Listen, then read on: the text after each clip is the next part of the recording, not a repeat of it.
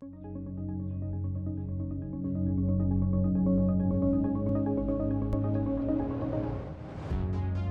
polisi di Medan, Sumatera Utara menjadi perbincangan warganet usai video yang merekam dirinya tengah berpantun saat operasi PPKM darurat viral di media sosial.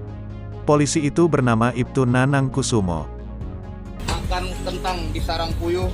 Selamat siang, Assalamualaikum warahmatullahi wabarakatuh. Waalaikumsalam, Bapakku. Nah, dari jauh kami lihat ibu tidak memakai air, makanya lah kami menangkap ikan. Dari jauh kami lihat ibu tidak memakai masker, makanya lah kami berhenti. Sehari-hari dia bertugas di Direktorat Lalu Lintas Polda Sumut sebagai perwira administrasi, Pamin, ISTNK. Pada saat penerapan PPKM darurat di Kota Medan sejak Senin, tanggal 12 Juli tahun 2021, kemarin, Ibtu Nanang ikut terjun ke lapangan. Tugasnya menyosialisasikan protokol kesehatan, terutama menggunakan masker kepada pengguna jalan yang melewati jalur-jalur penyekatan dalam kota.